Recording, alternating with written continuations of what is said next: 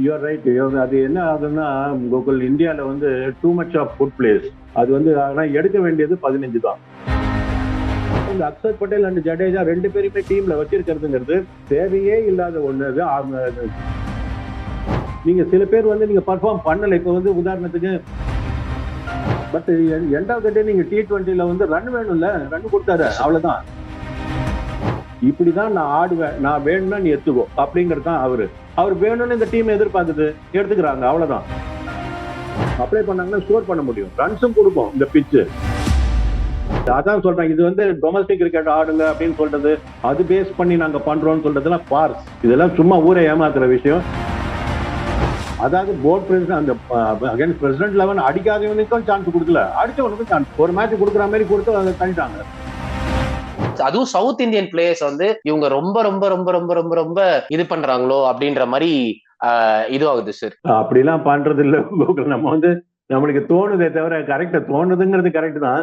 But இப்போ வந்து அந்த மாதிரி நடக்கிறதா நான் பார்க்கல. அந்த மாதிரி நான் சவுத் இந்தியன் நீங்க எப்படி சொல்றீங்க, தமிழ்நாடுன்னு சொன்னா கூட ஓரளவுக்கு ஒத்துக்கலாம். சவுத் இந்தியன் இப்ப நிதிஷ்குமார் ரெட்டி ஹேண்ட் பிக்டு, அவர் வந்து கம்பீரால ஹேண்ட் பிக்டு பிளேயர். அவர் என்ன பண்ணினாருன்னு சொல்லிட்டு. ஆனா எனக்கு ஒரே ஒரு லாஜிக் புரியல சார், உங்ககிட்ட தான் சார் கேட்கணும். ஒரு பிளேயரை நீங்க T20ல எடுத்துட்டு வரீங்க, அப்படியே அப்கிரேட் பண்ணி டெஸ்ட் ஆட வைக்கிறீங்க.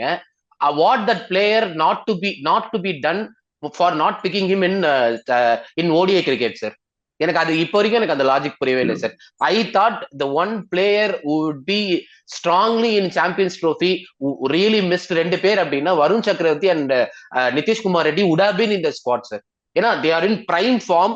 அண்ட் எங்க சார் அவங்களை ஃபிட் இன் பண்ண முடியாம போயிடுச்சு. நீங்க திரும்ப ஜடேஜா நல்ல பிளேயர் தான், திரும்ப you are going back to Jadeja, திரும்ப you are going back to the old formula அப்படின்ற மாதிரி தானே சார் இருக்கு. You're right. அது என்ன ஆகுதுன்னா, கோகுல், இந்தியாவில் வந்து too much of good place. அது வந்து ஆனா எடுக்க வேண்டியது 15 தான். இப்போ நீங்க ஜடேஜாக்கு பதிலா நீங்க ஒரு வருண் சக்கரவர்த்தியை கொண்டு வந்திருக்கணுங்கிறது வந்து I fully agree with you.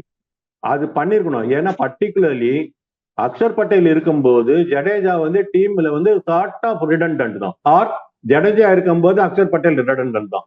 ஏன்னா ரெண்டு பேரும் நான் அடிக்கடி யாராவது ஒருத்தர் தானே சார் ஆட முடியும். ஒரே மாதிரி பிளேயர்ஸ் ரெண்டு பேரும் யாராவது ஒருத்தர் தான் ஆட போறாங்க. ரெண்டு பேருமே ஆடலாம், ஆடக்கூடாதுன்னு ஒன்றும் சட்டம் இல்லை. ரெண்டு பேருமே 11ல இருக்கலாம், பட் யூஸ் இல்லை. ரெண்டு பேரும் identical type of players. Batting ஆகட்டும், போலிங் ஆகட்டும், ஃபீல்டிங் ஆகட்டும், எல்லாத்துலயுமே ஒரு சார்ட் ஆஃப் மிரர் இமேஜ் ரெண்டு பேரும்.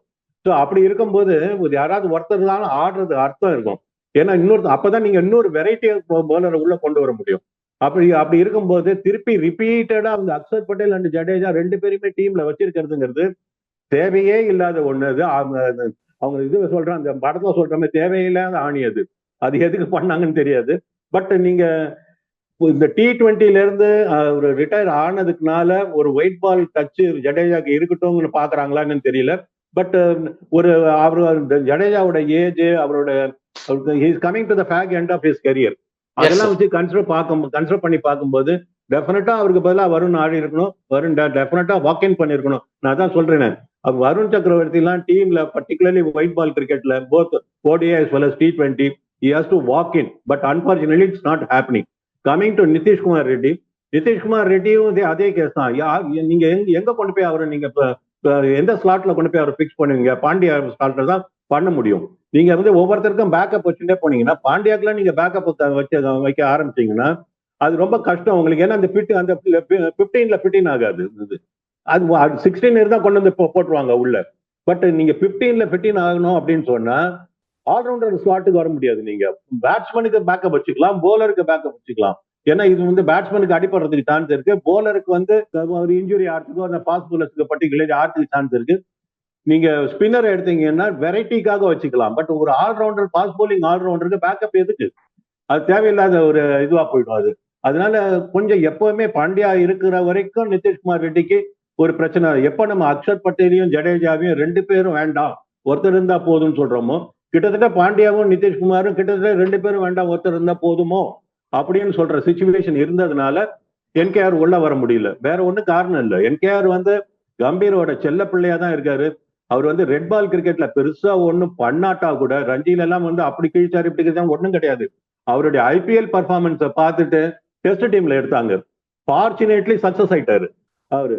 அவர் கை வைக்க முடியாத மாதிரி ஆயிட்டாரு ரெட் பால் கிரிக்கெட்ல நல்லா ஹாட் ஃபார்ம்ல இருக்காங்கன்னு சொல்லிட்டு திருப்பி T20க்கு கொண்டு வராங்க அவரை. ஸோ நீங்க இதனால அதுக்கு போனாரு, அதனால இதுக்கு வந்தான்னு சொல்லிட்டு கிட்டத்தட்ட அவர் வந்து ஸ்கீம் ஆஃப் திங்ஸ்ல எப்பவுமே இருக்கிற மாதிரி பாத்துக்கிட்டாரு. அவர் பர்ஃபார்ம் பண்ணிட்டாரு. நீங்க சில பேர் வந்து நீங்க பர்ஃபார்ம் பண்ணல. இப்ப வந்து உதாரணத்துக்கு அர்ஷித் ராணா எடுத்துக்கோங்க, நல்ல bowler, excellent bowler. IPL form பார்த்துட்டு தான் டெஸ்ட் கொண்டு வந்தாங்க, ஷைன் ஆகல. ஆகாஷ் தீப் எக்ஸலண்டா போட்டாரு ஆஸ்திரேலியால, யாருமே குறை சொல்ல முடியாது அவரோட போலிங்க. பட் விக்கெட் இல்ல. நீங்க எண்ட் ஆஃப் த டே நீங்க அந்த காலம்ல வந்து விக்கெட் காலம்ல நம்பர் வரணும்ல. நான் இன்னைக்கு நம்ம வந்து அவர் போட்டதை பத்தி பேசுறோம். நான் ஒரு 2 years down the line score card தான் பார்க்க போறோம். இல்லப்பா விக்கெட்டே எடுக்கலப்பா அந்த சீரீஸ் போறான்னு நம்ம பேசுவோம். ஸோ அதனால நீங்க வந்து அந்த பெர்ஃபார்மன்ஸ் வேணும், ரிட்டர்ன்ஸ் வேணும். உங்களால என்ன வந்தது டீமுக்கு அப்படிங்கிறது வேணும்ல. அது இல்லாததுனால நம்ம எதுவுமே பேச முடியாது. அதனால நீங்க பாத்தீங்கன்னா சில பேரை வந்து ஒரு சில குறிப்பிட்ட காரணத்துக்குனால அவங்க எடுக்கிறாங்க ஒரு ஸ்லாட்ல, ஒரு குறிப்பிட்ட காரணத்தினால அந்த ஸ்லாட்ல பிக்ஸ் பண்ண முடியாம போகுது. அப்படிதான் வெளியே போனாங்க. வருண் சக்கரவர்த்தியை பொறுத்த வரைக்கும் நீங்க சொல்றது நான் முழுசா ஏத்துக்கிறேன். அவர் கண்டிப்பா ஜடேஜா பிளேஸுக்கு ஆடிடணும், உள்ள வந்துடும். சார் அபிஷேக் சர்மா வந்து நேத்து ஒரு சரியான ஆட்டம் ஆனாரு. ஏன்னா அவர் மேலேயே நிறைய கொஸ்டின்ஸ் இருந்துச்சு, இந்த டீமுக்கு இவர் ஃபிட் தானா, ஏன்னா நிறைய ஓப்பனர்ஸ் வெளியே இருக்காங்க. ஜெய்ஸ்வால் இந்த சீரியஸ்ல இல்ல, இப்ப கில் வந்தா இவரோட பொசிஷன் என்ன, ஒரு பக்கம் வந்து ருத்ராஜ் கைக்வாடுக்கு ஏன் இவங்க சான்ஸ் கொடுக்க மாட்டாங்க அப்படின்ற மாதிரி நிறைய விஷயங்கள் வந்து பேசப்பட்டு இருக்கும்போது அவர் நேத்து ப்ரூவன் எவ்ரி ஒன் ராங்கா சார். பட் அவருக்கு நிறைய வாய்ப்பு கொடுக்கப்பட்டது, நிறைய ரேஷ் ஷாட்ஸ் ஆடினாரு, நிறைய இதுவா போச்சு. ஆனா பட் இட் இஸ் அ நல்ல நாக் தானே சார் அது? நீங்க நான் வந்து I will not rate that as an excellent நாக்லாம் நான் சொல்ல மாட்டேன்.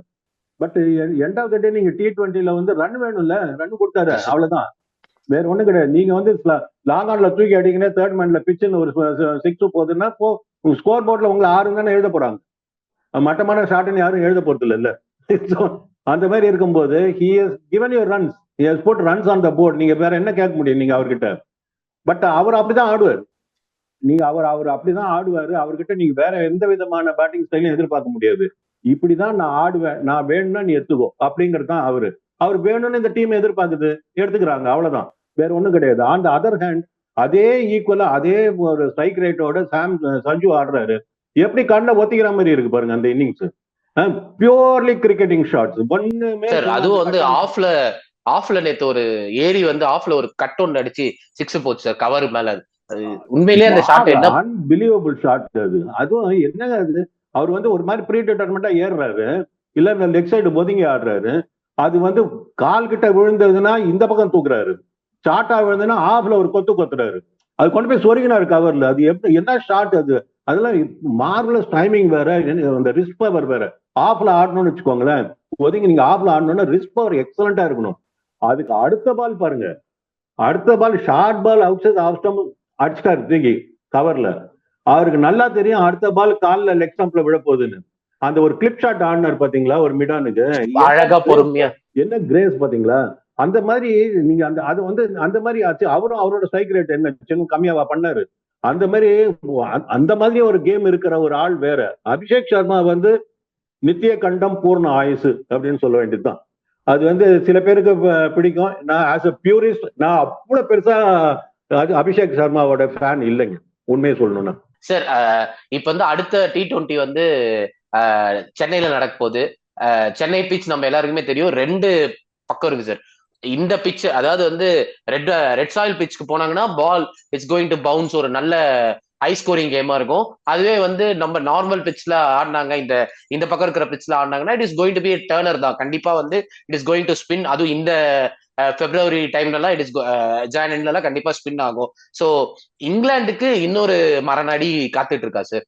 அவங்க செட்டில் ஆகினது ஜோ ரூட் உள்ள 11ல கொண்டு வந்தாங்கன்னா இன்னும் கொஞ்சம் ஸ்டெபிலைஸ் பண்ணலாம். அந்த மாதிரி அவங்களுடைய 11 கொஞ்சம் நீங்க மாத்தினாங்கன்னா ஒரு பெட்டரா இருக்கும். கண்டிப்பா இன்னொரு ஸ்பின்னர் உள்ள வரணும். ஒரு ஸ்பின்னர் ரஷீத் வந்து அடுத்த மேட்ச் ஆடுவாங்கன்னு தான் சார் எனக்கு தோணுது. கண்டிப்பா ஆடிதான் ஆகணும். ஏன்னா ஒரு ஸ்பின்னரோட சென்னையில ஆடுறத பைத்தியக்காரத்தணும். அந்த மாதிரி ஆட மாட்டாங்க. 2 ஸ்பின்னர் ஆடுவாங்க. ஒரு ஸ்டெபிலைஸ் பண்றதுக்கு ஒரு மிடில் ஆர்டர்ல ஒரு பேட்ஸ்மேன் இருக்க வேண்டியது அவங்களுக்கு அவசியம்.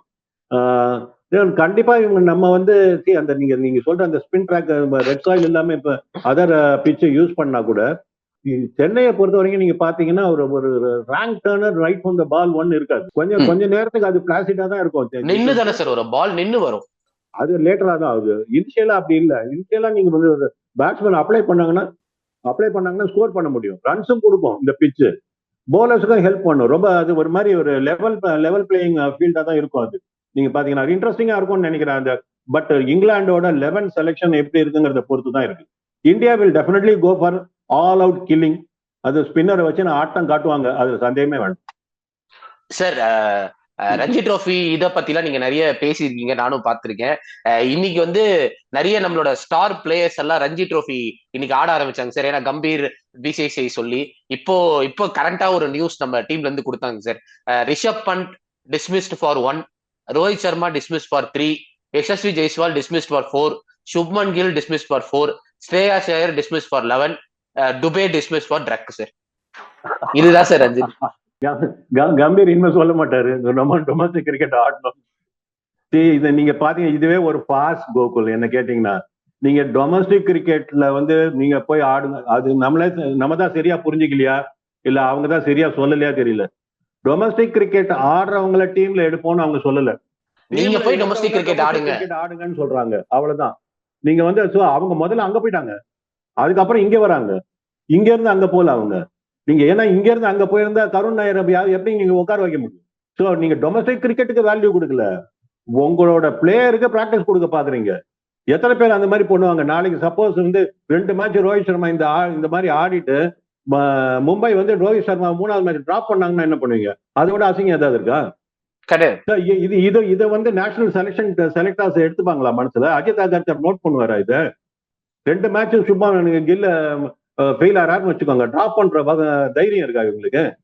கிடையாது, கண்டிப்பா பண்ண மாட்டாங்க. அதான் சொல்றேன், இது வந்து டொமஸ்டிக் கிரிக்கெட் ஆடுங்க அப்படின்னு சொல்றது, அது பேஸ் பண்ணி நாங்க பண்றோம்னு சொல்றதுலாம் பார்ஸ். இதெல்லாம் சும்மா ஊரை ஏமாத்துற விஷயம். இவங்க டீமை எடுத்துடுறாங்க, அவங்களுக்கு எப்படியாவது ஏதாவது ரன்னு காமிப்பா அவங்க கண்ணில் ஏதாவது அப்படின்னு சொல்லிட்டு இந்த துண்டு தூக்கடாவெல்லாம் பாவம் போட விட்டு இதை அடிக்க முடியுமான்னு பாக்குறாங்க. நம்மளுங்க ஆஹா அங்கேயும் அடிக்க மாட்டேன்னு தான் இருக்காங்க.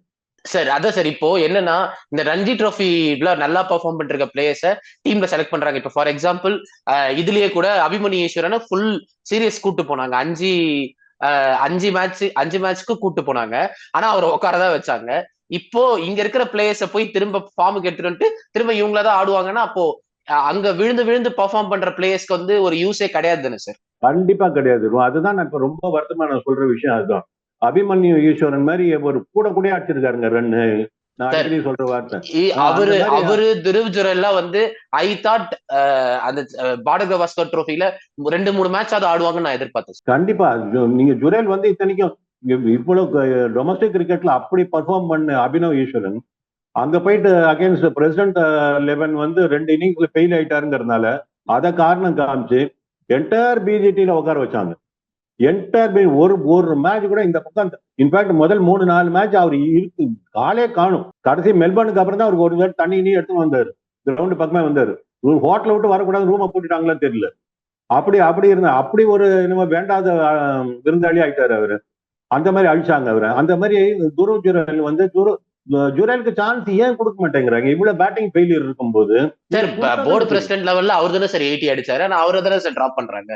அதாவது போர்ட் பிரசிடென்ட் அந்த அகைன் பிரசிடென்ட் 11 அடிக்காதவனுக்கும் சான்ஸ் கொடுக்கல, அடிச்சவனுக்கும் சான்ஸ் ஒரு மேட்ச் கொடுக்குற மாதிரி கொடுத்து அதை தள்ளிட்டாங்க. ஸோ நீங்க இந்த மாதிரி இருந்தா யங்ஸ்டர்ஸுக்கு எப்படி ஒரு மோட்டிவேஷன் வரும்? டீம்ல எடுக்கிறீங்க, சந்தோஷமா தான் இருக்கு, ஓகே.